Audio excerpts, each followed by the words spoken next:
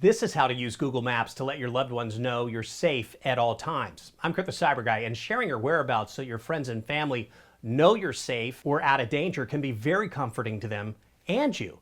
And it's now easier than ever. First, share your Google Maps location. Open the Google Maps app, log on to your Google account. Tap the icon on the top right for more settings, and tap Location Sharing.